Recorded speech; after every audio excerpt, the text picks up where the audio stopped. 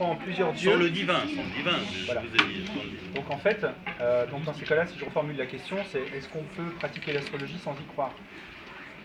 Non, sans croire en Dieu. Sans croire en Dieu, d'accord. Oui. C'est-à-dire lui accorder une efficacité en gros naturelle, causale, mais sans besoin d'une explication métaphysique.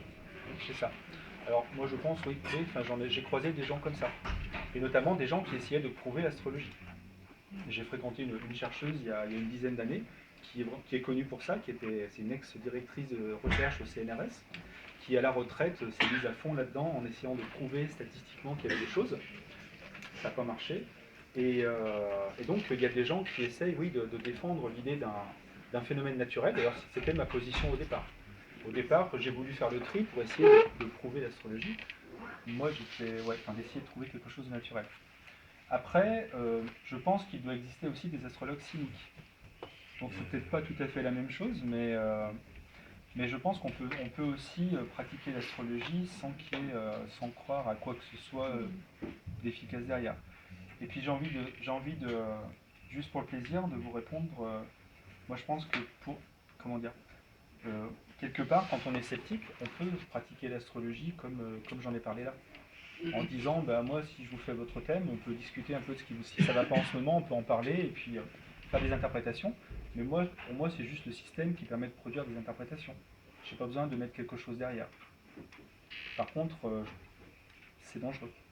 Je ne sais pas si je réponds à la question. Je peux vous dire pourquoi j'ai posé cette question? Oui, dites-nous pourquoi vous avez posé cette question. Parce que l'astrologie a commencé à Babylone, pour notre sphère occidentale, avec l'idée que les dieux mettaient dans le ciel des signes. Oui, bien sûr.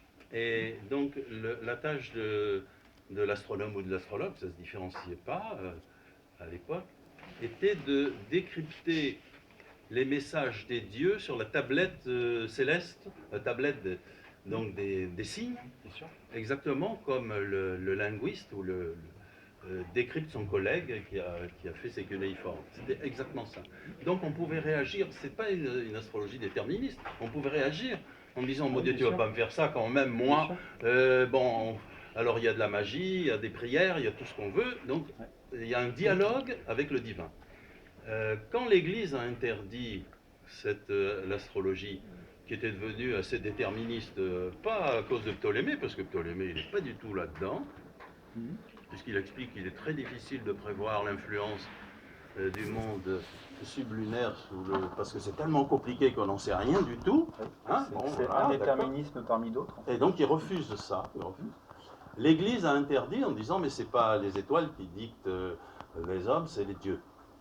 Et c'est là que Raymond de Marseille, un astronome, astrologue, etc., du XIIe siècle, a lancé une violente querelle contre le pape, contre l'Église, en disant, vous êtes complètement idiots, les Arabes, eux, ils ont raison, parce qu'ils nous disent, c'est pas les étoiles qui dictent notre conduite, c'est les dieux.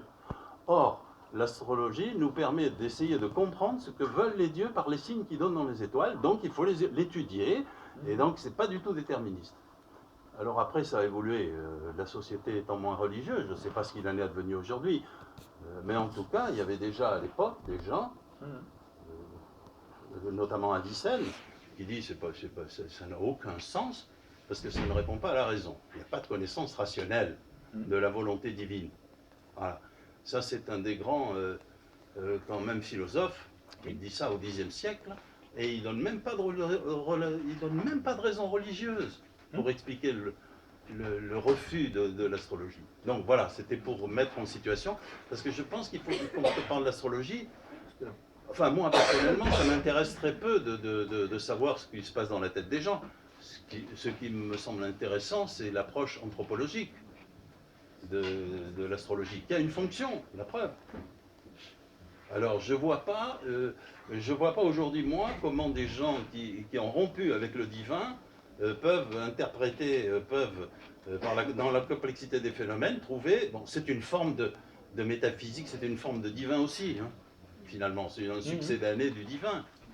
Voilà pourquoi excusez-moi d'avoir été si long. Non. Après, je vais vous répondre. Moi, c'est vrai que j'adore regarder les présages en Mésopotamie quand ils essayent de définir toutes les configurations possibles pour essayer de déterminer les messages qu'on leur envoie et comment les dieux envoient ces messages.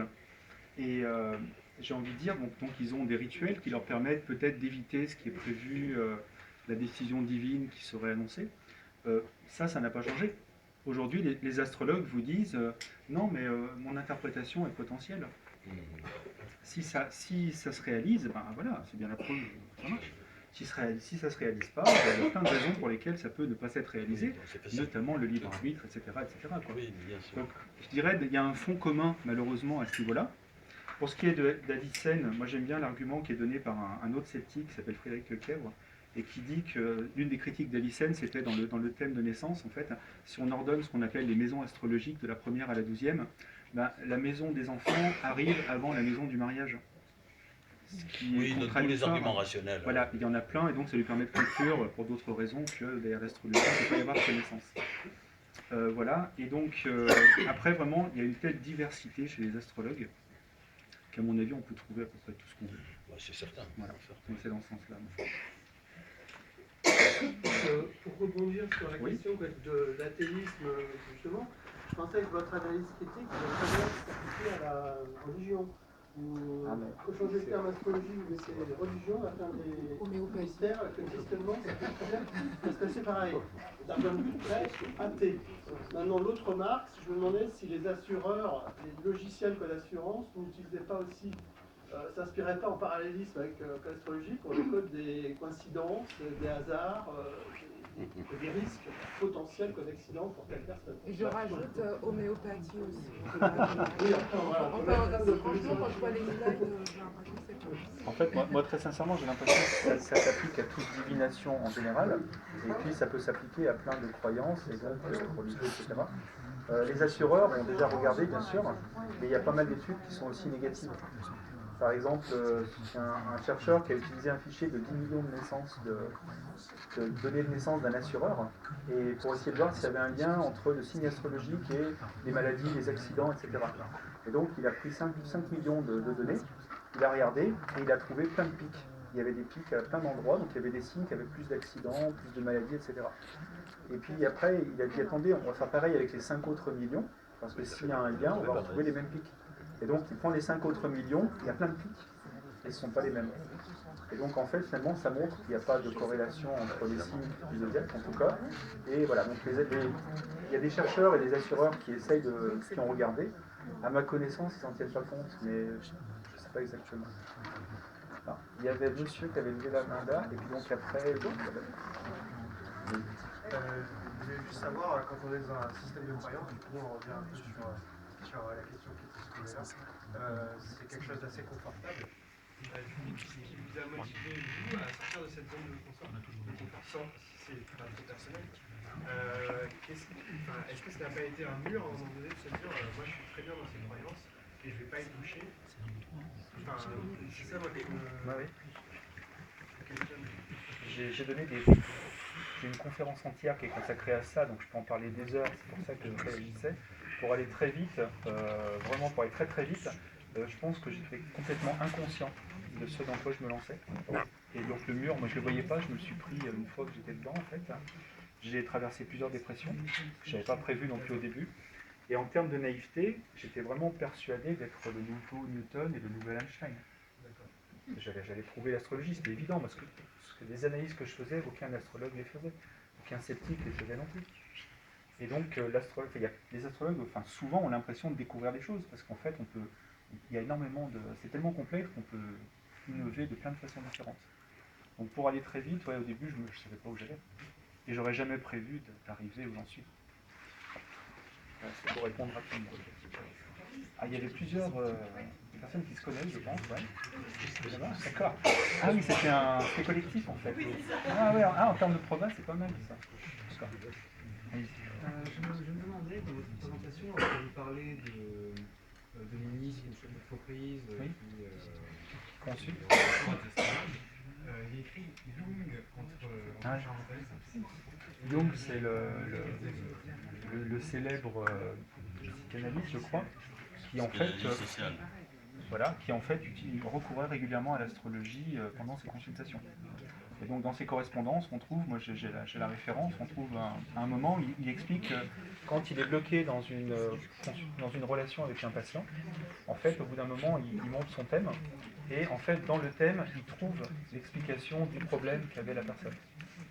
Et donc, quand on est croyant et qu'on lit ça, on se dit, waouh, ben voilà, encore une preuve.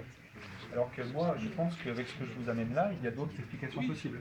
Et notamment le fait que si, comme je le pense, il n'y a pas de connexion en fait entre les symbolismes, les astres et les hommes, et ben quand il prend sa carte, je me mets à la place de Jung, il prend sa carte, il peut lancer quelques interprétations qui vont le ramener à des questions qu'il s'est déjà posées. Ben là, il va se dire non, ça c'est bon, j'ai essayé, ça marche pas, et il va chercher autre chose. Et là, il peut être amené à avoir une idée nouvelle, une hypothèse nouvelle, qui va lui permettre d'aller sur un autre chemin. Et après coup, ce qu'on retient, c'est que ça marche. Et quand on rentre dans le détail, on désacralise tout. En fait. Donc voilà pourquoi parce que c'était Jung aussi qui disait ça. Monsieur ?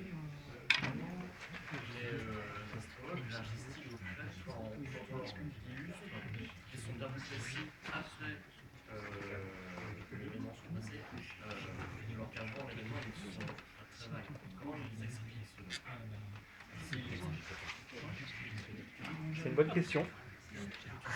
Je ne crois pas avoir eu l'occasion de leur demander dans le détail, de leur poser cette question-là comme ça. En fait, c'est toujours quelque chose que j'ai affirmé même quand j'étais chez les astrologues et je n'ai pas été contesté là-dessus. Donc ils en sont conscients.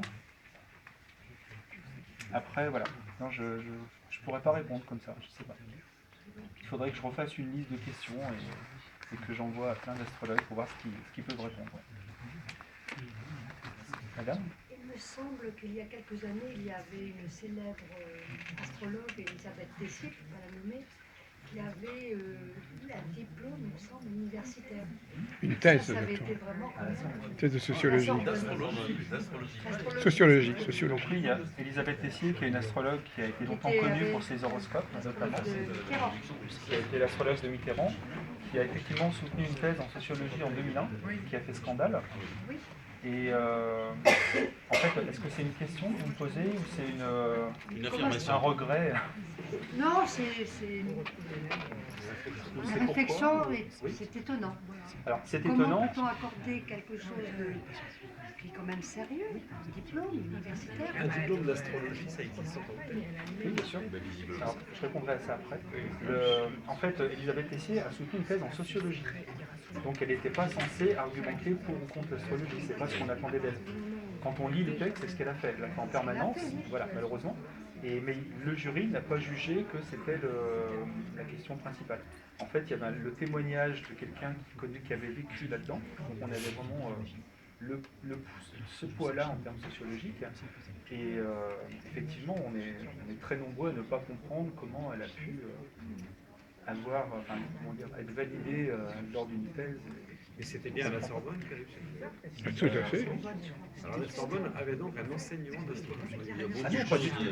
Mais c'est vrai, Les thèses de doctorat, c'est pas les c'est vrai enseignements. que ça amène à c'est pas clair quand on ne connaît pas le sujet. En fait, il n'y a pas d'enseignement d'astrologie. Je veux dire, si vous voulez faire une thèse, je ne sais pas moi, sur la question de la croyance dans la lecture du Marc Café, d'un point de vue sociologique, je pense que c'est possible. Mais c'est un thème de travail, il n'y a pas de cours de Marc de Café ou d'astrologie en fait. Et c'est vrai qu'elle, par contre, espérait vraiment pouvoir enseigner après à l'université, chose qu'elle n'a jamais faite. Bien, je vous remercie. Elle n'a jamais fait. Bien, allez.